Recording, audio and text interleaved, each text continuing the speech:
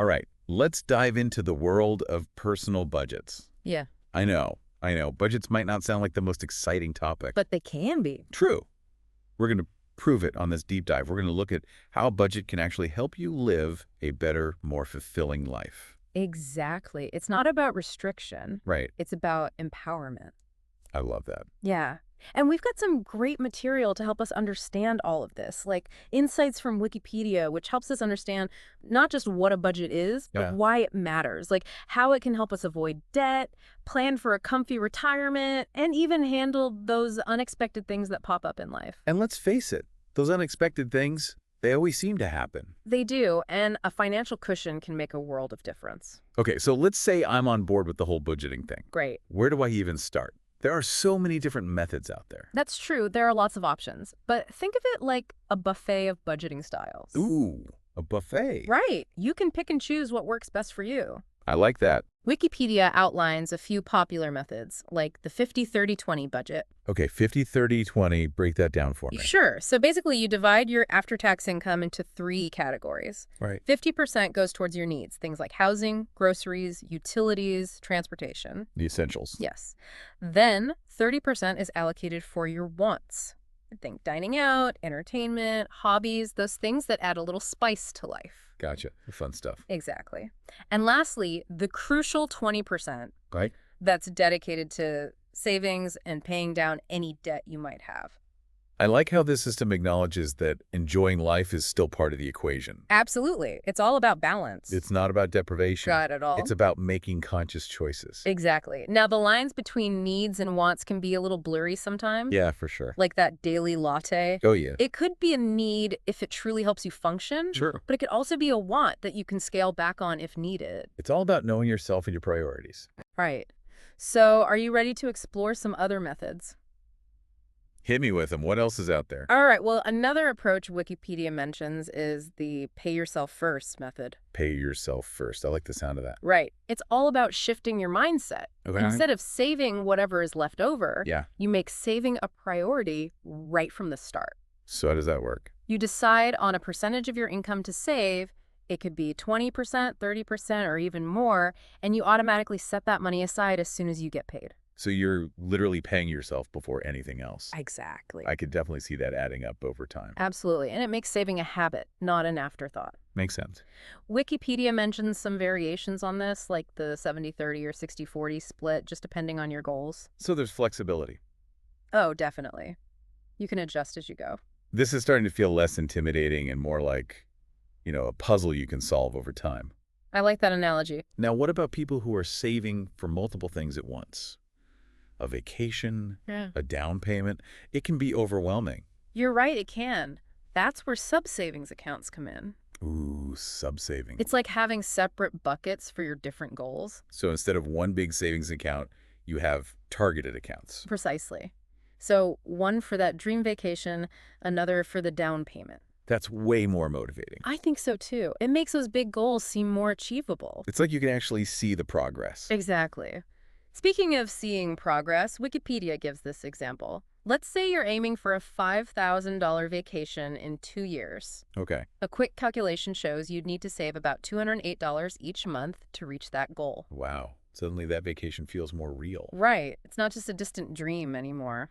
So we've covered a couple of digital budgeting styles. We have. What about people who prefer something a little more, shall we say, old school? Well, for those folks, there's the envelope method. The envelope method. This one's a classic, especially for visual learners. I'm picturing lots of envelopes. You got it. You allocate cash for different categories, like groceries or entertainment, and Okay. put that money into separate labeled envelopes. So when the entertainment envelope is empty, that's it for concerts until next month? Exactly. It makes you think twice before spending. It's a very visual way to track your spending. It is, and it can really help curb those impulse purchases. So far, these methods seem pretty straightforward. Yeah. But I've heard of another one that sounds a little more intense. Oh, which one? Zero-based budgeting. Have you heard of that? Of course, zero-based budgeting. It's a bit more involved. Yeah, that's the vibe I was getting. But for those who want a high level of control over their finances, it Yeah. can be very effective. So every single dollar has a job. Precisely. You assign every dollar a specific purpose, so nothing is unaccounted for. No more wondering where your money went. Exactly. It does require more work up front, but it can give you incredible financial clarity. Okay, so we've covered a lot of budgeting styles already, from simple to detailed. We have. It's quite the range. I'm sensing there's no single right way to budget, You're absolutely right. The key is to find what resonates with you. and that's a relief to hear. I was getting a little It overwhelmed. doesn't have to be all or nothing. You Yeah. can combine elements from different methods, like using 50-30-20 as your framework, Okay, but then maybe incorporate the envelope method for categories where you tend to overspend. I love that idea.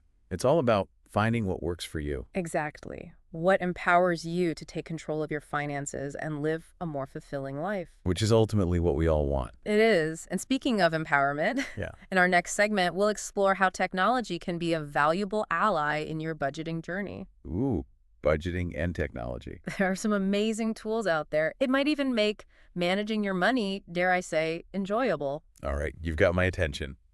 Let's talk tech after the break. All right, we're back and ready to talk about budgeting technology. It's not as dry as it sounds. I'll admit I'm a little skeptical. I get it, but trust me, there's been a revolution in personal finance technology. Really? Oh, yeah. We've gone from those clunky spreadsheets to these really sophisticated apps. Okay. They make managing your money almost Enjoyable. enjoyable. Okay, you have my attention. Good. So, as Wikipedia mentions, there are tools for everything. Like what? Basic expense trackers, budgeting apps that connect right to your bank accounts. Wow. Yeah. They can categorize your transactions, track your spending, even help you set goals So it's like having a personal finance assistant. right in your pocket. That does sound pretty handy. It is. But I know, it can be a bit overwhelming with so many options out there. Yeah, where do you even begin? Well, first, think about what you really need. Go. Do you want something simple or something with more bells and whistles? I guess that depends on the person. Exactly. Visuals, spreadsheets. It's about finding what clicks for you. Precisely. Once you have an idea, do some research. Read reviews, compare features, try those free trials. So many apps have those free trials. They do. It's a good way to test things out before you commit. Are there any apps that you think are particularly user-friendly? Oh, there are a couple that stand out. Okay, tell me more. Mint is super popular, especially for beginners. I've heard of Mint, It's been around a while. It's very intuitive. so it must be doing something right. It pulls in transactions from your accounts, categorizes everything. So you don't have to do it manually? Nope. And it creates these helpful reports. I'm starting to see why it's so popular. It is. And then there's YNAB, which stands for You Need a Budget. That's a pretty direct name. It is. It focuses on zero-based budgeting. Remember we talked about that? Yeah, where every dollar has a job to do. Exactly. It helps you be really intentional with your spending. Okay, so Mint for beginners, YNAB for the more, I guess, advanced budgeters. You could say that, but there are others too. Like what? Personal capital, that's a good one if you're focused on investments and retirement planning. It sounds like there really is an app for everyone. There is. It's pretty amazing. I'm almost excited about managing my finances now. Almost. Well, let's talk about the bigger picture. The so what of budgeting? Exactly. Why does all this matter? That's the important question. It's about connecting those numbers to your values, your goals, to living a meaningful life. Okay, I like where this is going. How do we do that? Well, let's start with the obvious. Financial stability equals less stress. That's definitely true. No more constant worrying about bills and debt. Right. You sleep better, your relationships are better. It frees up so much mental space. It does. And then there's the freedom that comes with financial security. Ooh, tell me more about that. Imagine pursuing your passions, traveling, saying yes to opportunities, without money holding you back. Those are some pretty powerful motivators. They are. It's about thriving, not just surviving. And designing the life you want. Exactly. And it doesn't have to be all about material things either. You can pursue meaningful work, contribute to your community. It's about aligning your money with your values. I love that. And let's not forget about security, being prepared for the unexpected. That's huge. Life throws curveballs, job loss, medical emergencies. But a financial cushion makes those challenges so much easier to handle. It's about having a safety net. Exactly.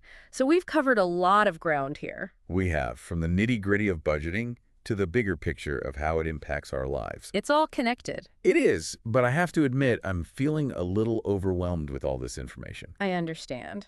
So in our final segment, we'll bring it all together. Okay. We'll recap the key takeaways and leave you with some questions to think about as you start your own budgeting journey. All right, we're at the final part of our deep dive into the world of personal budgets. It's been quite a journey.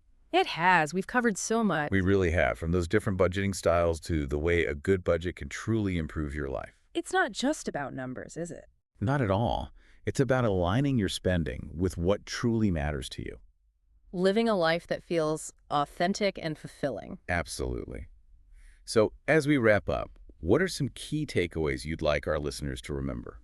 Well, remember, there's no one right way to budget. Find a method that works for you, fits your lifestyle. Like a comfy pair of shoes. Exactly.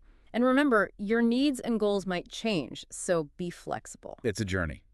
And technology can really make things easier. Oh, yeah. Those apps are game changers. Okay, so we've got the methods, we've got the tech, but why should our listeners care? Because a good budget can be the foundation for a richer, more fulfilling life. Less stress, more freedom, more opportunities. Exactly. It's about pursuing your passions, achieving your dreams. And being prepared for the unexpected. Absolutely. So, as we close, we